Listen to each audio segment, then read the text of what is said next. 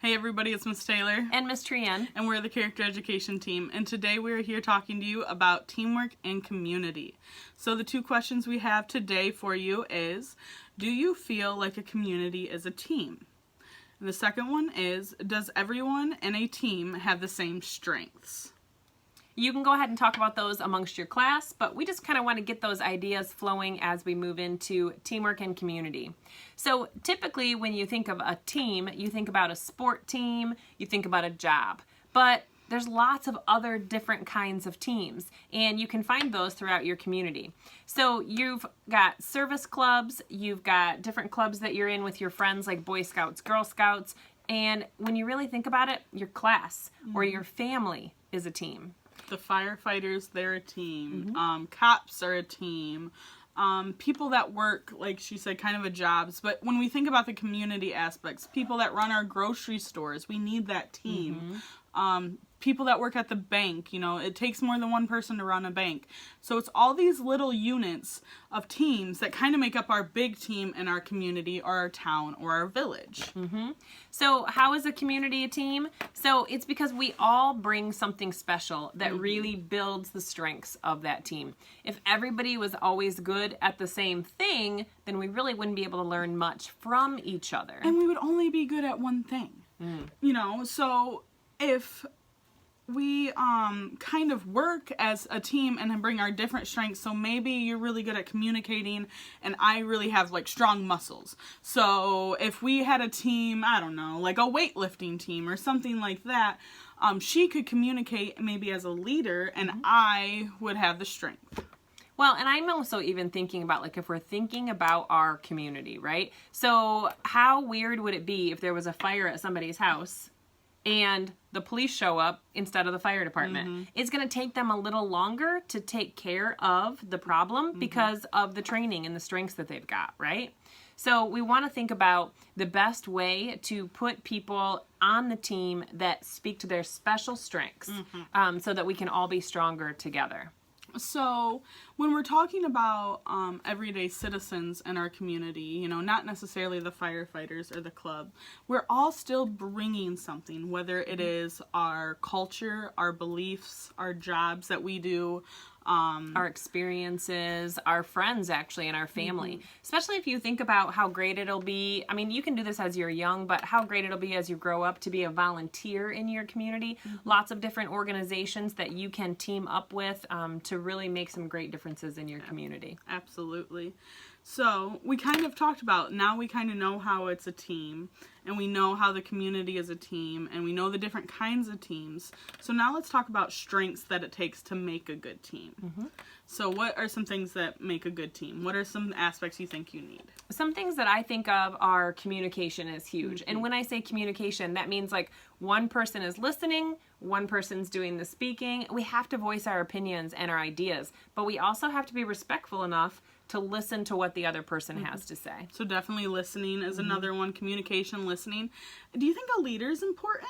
I think leadership is really important. I think you've got to have somebody who has an idea of what the project is or where you're going, but then you've got to have other people who are willing to do their part to make that happen. Absolutely. And a leader there's a lot of different versions of leaders, you know. There's kind of the mastermind behind the project, and then there's leaders that are involved. So sometimes we can get confused on if you're a leader, you're a boss. You know, and you have to boss people around. But does a good leader have to really boss people around? You know, I see someone as a leader who just has that like great idea and really tries to encourage other people.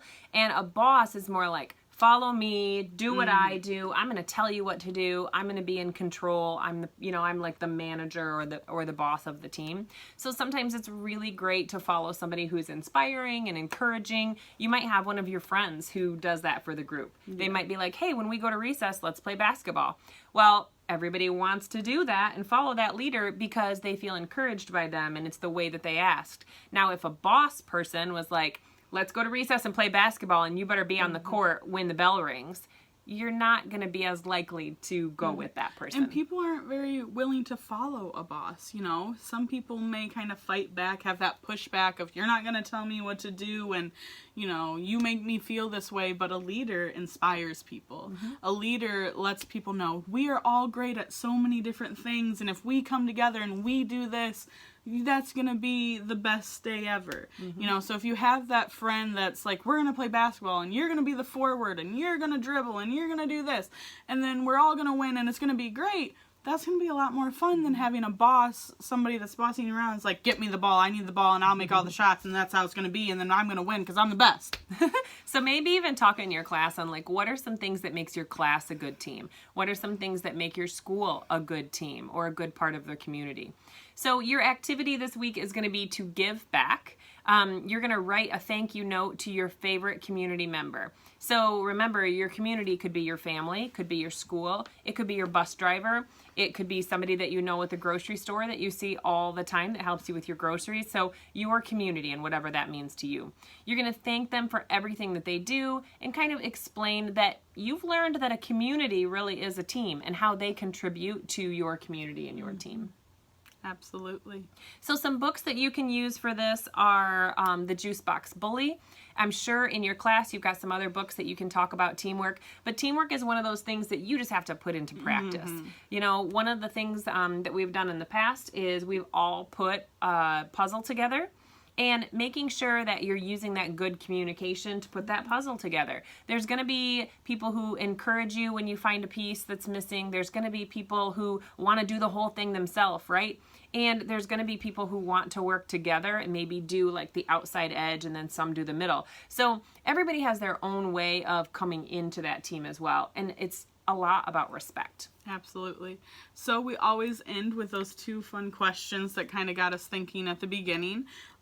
So let's talk about it. Do you feel like a community is a team? I think we've definitely covered that. Is that we rely on so many different aspects to kind of keep our family, our community, our village, our town functioning, and we all need each other in some way.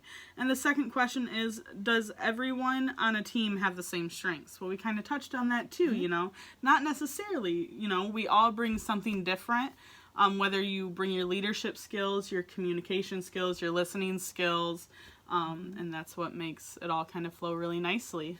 So here's your character check for this week. What you're going to do is you're just going to write down what kind of characteristics do you have that make you a great team member.